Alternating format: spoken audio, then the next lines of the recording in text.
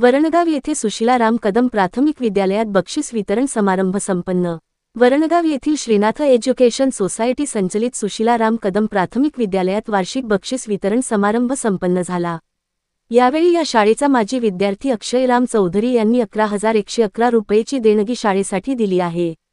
कार्यक्रमात प्रमुख अतिथी म्हणून संस्थेचे चेअरमन संदीप चौधरी, सचिव किशोर झोपे, संचालक मोरेश्वर फिरके व माजी विद्यार्थी अक्षय चौधरी असे मान्यवर उपस्थित होते। प्रास्ताविक संभाषणामध्ये मुख्याध्यापिका संगीता चौधरी यांनी कार्यक्रमाची पूर्ण रूपरेषा सांगितली। प्रमुख पाहुण्यांच्या भाषणामध्ये अक्षयराम चौधरी यांनी विद्यार्थ्यांनी पुढील आयुष्यात ध्येय कसे गाठावे हे सांगितले। त्याचप्रमाणे शाळेसाठी 11,111 रुपये ही रोख रक्कम देणगी म्हणून दिली। तसेच पुढील शैक्षणिक वर्षापासून प्रत्येक वर्गात प्रथम येणाऱ्या 101 रुपये, द्वितीय येणाऱ्यास 71 रुपये, तृतीय येणाऱ्यास 51 रुपये असे बक्षीस ही जाहीर केले आणि प्रत्येक वर्गातून एक असे एकूण 4 गरीब व होतकरू विद्यार्थ्यांना स्वातंत्र्य दिनाच्या दिवशी शालेय गणवेश देण्याचे जाहीर केले।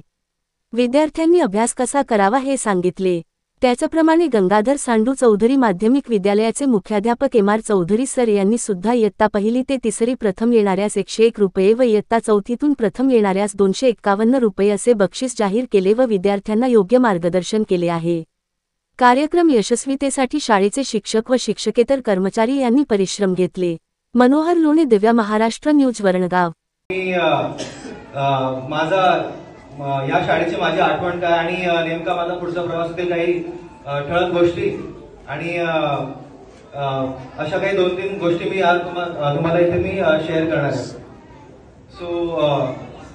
वार्षिक पारितोषिक वितरण हा कार्यक्रम बेसिकली प्रत्येक विद्यार्थ्याच्या आयुष्यातला एक महत्वाचा कार्यक्रम असतो। तो वर्षाच्या अखेर आपण अटेंड करत असतो। तुम्ही वर्षभर जे काही करतात त्याचं तुमचं एक रिसीट म्हणजे तुमचं एक पोच पावती म्हणून हा कार्यक्रम असतो।